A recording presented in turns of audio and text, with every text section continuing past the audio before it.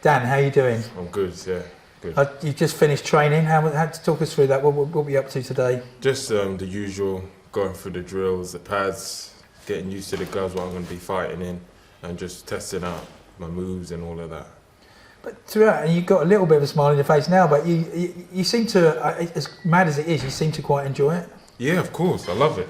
It's my passion, and I want to win, and I want to achieve, you know, what my dad set out for me to achieve, and, you know, win the world title and all of that. So I've got to love it. Even if some days I hate doing it, I've got to love it. So yeah. And what is it like getting up in the morning? Are you a morning person? Do you? Some mornings I'm not. I wake up and I'm like, oh, gosh, I can go back to sleep.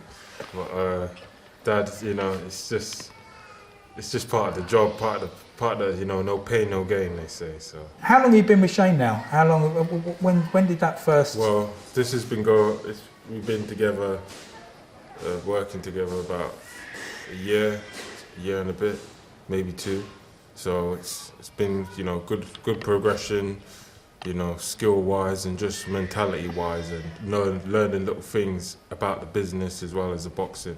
So it's good. What have you noticed that's different with Shane? How have you improved? He says to me, you're quicker. Your hand speed is quicker. Well, for this fight and just going on from the previous fight, I've been just cutting down on weight and just doing things a bit different, like, you know, not so much heavyweight training and just boxing and just mixing everything together. So it's just perfect for me, and, you know, taking, you know, trying out different things. Well, you mentioned that last fight. That was a weird week, wasn't it? Yeah, we were in America, Miami. Yeah, it was strange. It was a bit weird, but I liked it. You know, Don King and the little bit of hype what was created around it. I think the Americans loved me, so it was interesting. So yeah, maybe we'll go out there again. Yeah, well, you can get a taste for fighting. No, I know you love fighting over here, but yeah. I mean, fighting in America is kind of where it's at, isn't it? Really? Yeah, they say the Las Vegas, you know, the big, you know, the historic venues are out there, but I still got business to handle over here. There's plenty of good fights over here, and now is the time to really, you know, make a name for myself and leave a legacy behind. Yeah, and also from that fight, I mean, you know, as weird a week as it was, you did come back with a version of the world title. Yeah.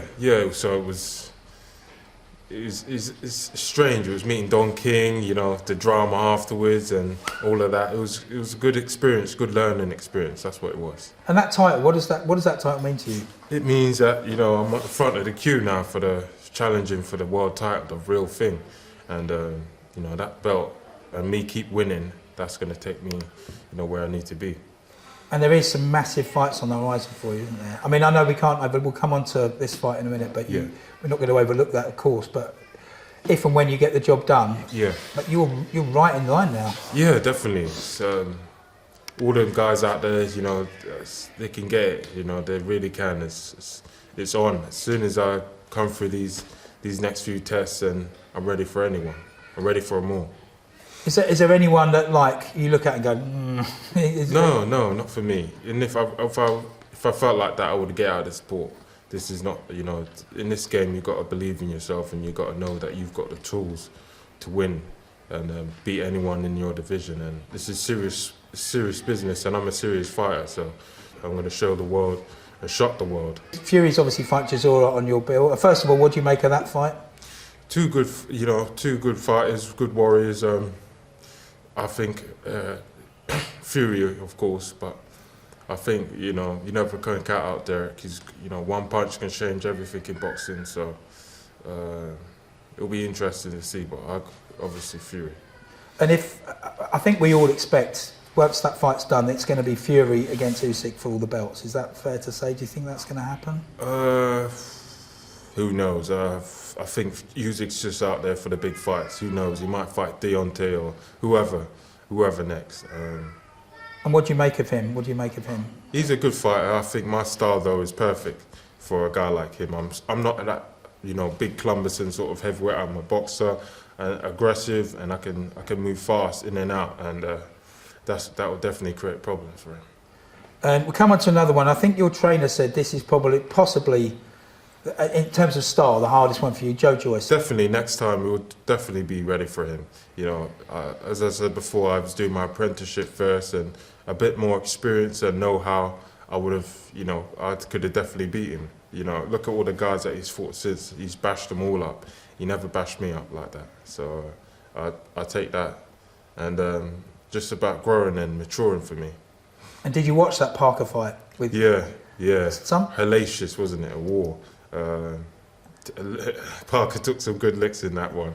But yeah, roll on. And I think a lot of people are talking about that big overhand right in the fourth, and Joe just like stands there. Yeah, he just eats him up, doesn't he? You got to get a sledgehammer for him or something. Deontay Wilder. Yeah, they're all good. America's best, isn't it, at the moment? Facing him, sure, I definitely love that. You know, for me, and if that opportunity came in for a big fight, a world title fight, a USA vs UK clash, I'd definitely jump at that.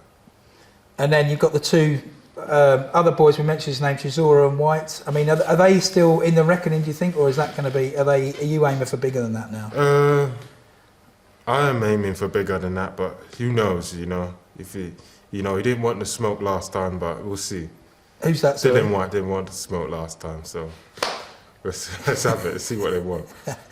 Before all of this, I mean, first of all, we've got to say 2023 could be a massive year for you. Yeah, sure. It's definitely the next stage of my career, my life, and you know, it's just bigger and better things I want. You know, I want to, you know, achieve goals for pretty soon, win the world title, and just do everything that I've set out to do from the beginning, and my dad's put on me from the beginning, and going out there, you know, wipe the slate clean, and you know, redemption, isn't it? Get the world title.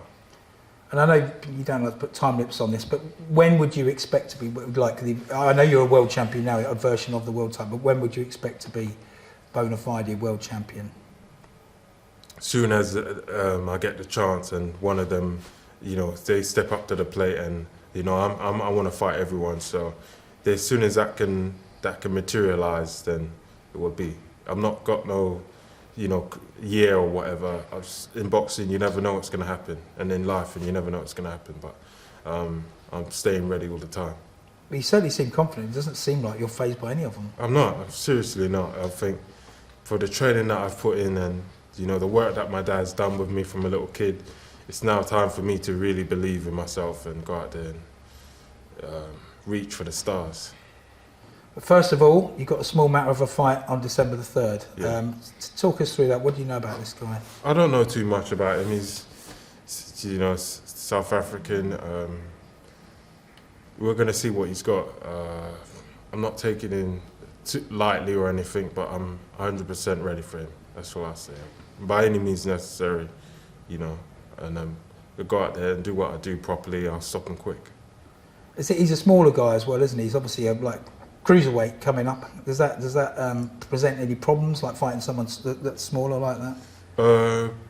No, because I'm going to be, like I said, I've been training really hard and I've lost weight, and you know, I'm going to be coming in with speed myself and showing, you know, the Dubois speed, and you know, just boxing and you know, stuff what I've learned from the amateur. I'm bringing it all back, and you know, I'm able to move now. Like before, I wasn't able to do that and do all these manoeuvres. Now I can, so we'll see. But with losing the weight, have you lost any of your power with that? I don't. No. I'd say, you know, the weight isn't exactly power. It's just bulk, and the power isn't. You know, it's internal, and once you it's like filing down. You know, perfecting it, and that's what I'm doing. And amazingly, I think this is the first southpaw you've faced as a pro. Is that right? Yeah. It's southpaw, orthodox, doesn't matter to me. We're out there to win, fight and win by any means necessary. But there's also someone who's got a version of the world title who's also a southpaw. Oh yeah, sure, true. You know, it's good preparation. If you want to go, take it like that. But one fight at a time, and you know, he's a different southpaw again. There's different type of boxes. Styles make fights. So let's have it. Let's go. Okay. And he's basically said to you, he thinks your style is simple but effective. What do you say to that? To who? Lerena says that about you. He says you're simple but effective. Effective, yeah. Effective. That's all I need to be then, doesn't it? I don't know. It's just, you can say what you want. Everyone's got a plan. Everyone's got a plan until they get hit.